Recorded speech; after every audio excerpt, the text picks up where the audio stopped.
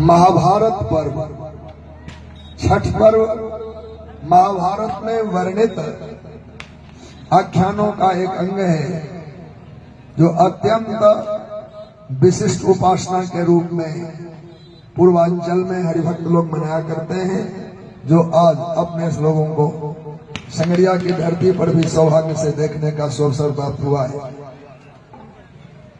भगवान श्री कृष्ण से पांडवों ने प्रार्थना की कि महाभारत जैसा समर सामने उपस्थित है तो हम विजयी कैसे हो, जीवन में मनोरथ की सिद्धि कैसे हो, कोई भी कामना कैसे पूर्ण हो। पांडवों को महाभारत युद्ध में विजय की प्राप्ति की अभिलाषा थी। उस समय इस व्रत का उपदेश किया गया। यह जो छठ पर्व है इसकी अलौकिक महिमा है। 5 दिवसीय सत्र होता है।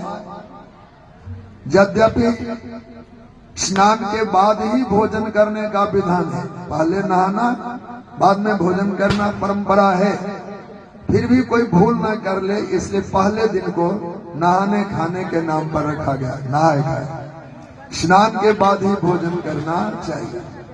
आमतौर पर ऐसी नियम का हम सब पालन करें, बिना स्नान किए भोजन करना नहीं चाहिए। खासकर व्रत त्योहार पर्व उत्सव के दिनों में तो ऐसा कभी करना ही नहीं चाहिए। इसलिए व्रती को पहले दिन स्नान के बाद, बल्कि उससे एक दिन पहले ही इस व्रत का निर्माण हो जाता है। उसमें होता है कदम्ब का त्याग। अनाज में भी कुछ ऐसे अन्न है जो खाए नहीं जाते व्रतों में, जिसमें मसर आदि है, उड़द है, जो अनाज कुत्सित है, व्रत में नहीं खाने योग्य है, उनका एक दिन पहले त्याग कर दिया जाता है। फिर स्नान के बाद भोजन, कदम्ब का त्याग। तीसरे दिन खरना नाम का व्रत आता है, उसको कहते एक भुक्त व्रत। दिन पर्यंत निर्जल व्रत करना, रात्रि काल में एक बार स्वयं अथवा व्रती के द्वारा पकाए गए जो खीर पायस है उसका भोजन करना। लेकिन एक बड़ी कठिन बात यह है, जो व्रती लोग हैं ये जो भोजन के पत्तल पर बैठे होंगे उस समय कोई शब्द कान में आना नहीं चाहिए, उनके नाम का कोई उच्चारण तक न करे। अगर किसी ने पुकार दिया उस व्रती के नाम को लेकर तो व्रती उस समय आहार को बंद कर दे, अब अगला ग्रास भोजन न करे। ऐसा परहेज है। इसलिए गांव घर में छोटे छोटे बच्चों को आंगन से बाहर खेलने भेज दिया जाता है कि कहीं बच्चा माँ को पुकार ना दे। माँ ऐसा भी बोल दिया तो माँ अब भोजन नहीं कर पाएगी। इतनी सावधानी खरना के दिन होता है। फिर प्रतिहार षष्ठी, जो कल का दिवस हमारा बीता, षष्ठी व्रत जिसको हम लोग कहते हैं, उसमें व्रती को निर्जल रहना पड़ता है। 24 घंटे का उपवास है ये। पकवान आदि भगवान सूर्य के निमित्त पकाए जाते हैं। आपने देखा होगा व्रती के सामने बहुत सारी वस्तुएं भगवान सूर्य को अर्पण किया गया है। ये सारी वस्तुएं किसी न किसी कामना से, और जितने व्रती होंगे ये इनके ही मनोरथ नहीं, 2-4 पूर्वजों पीढ़ियों में जो किसी ने मनौती कर ली थी वो आज तक परंपरा चल रही है। मानो सबके एक जैसा सम्मान नहीं होंगे, किन्हीं में कोई कम है, किसी में कोई ज्यादा है।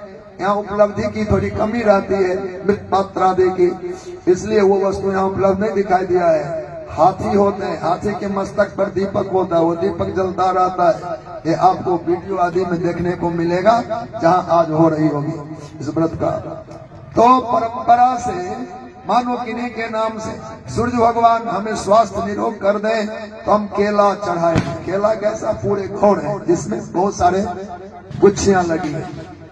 भगवान सूर्य हमको निरोग कर दें तो हम अमुक फल चढ़ाएंगे। तो एक एक फल किसी न किसी परिवारजनों के कामना का फल है। चूंकि सूर्य भगवान की उपासना करते रोग कट गया। इतनी सावधानी। भोजन जो भगवान के लिए पाक बनाया जाता है उस समय उस पाक गृह में दूसरे का प्रवेश नहीं है कि कोई भी आकर वहां कर आ जाए। गलती से बच्चा आदि उच्छिष्ट न कर दे। जूठे का विचार तो लोगों ने भुला दिया है। अब तो जूठा समझ में नहीं आता, जूठा होता भी होगा।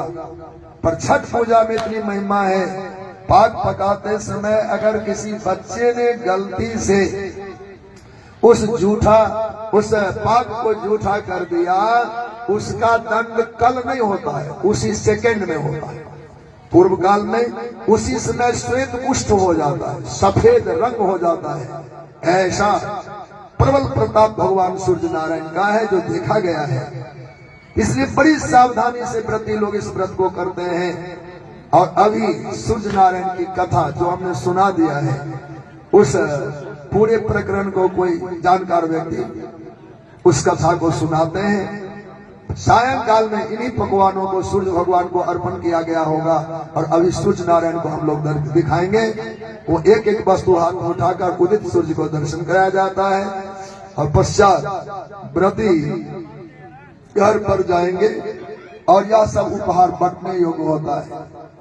इसमें चावल के लड्डू भी बनाए जाते हैं जो 2, 4, 6 महीने तक चलता, उसमें कोई दोष आता नहीं। चावल के आटे में गुड़ आदि डाल करके पकाए जाते हैं जो 2, 4 महीने भी उसमें स्वाद में कमी नहीं आती।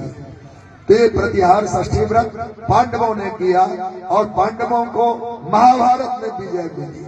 इतनी महिमा, खासकर सूर्य भगवान की उपासना करने वाले को न तो कभी दरिद्रता सताती है, न कभी शरीर में कठिन रोग होता है। इसलिए आज तो छठ पर्व है, हम लोगों ने सूर्य को जल दिया, अर्घ दिया, अच्छी बात है, पर प्रतिदिन स्नान करके 1 लोटा जल सूर्य भगवान को देना ही चाहिए। स्नान के बाद सूर्य को जल देना। अब देखो, दान लोग करते हैं, कोई भी वस्तु हम सबको नहीं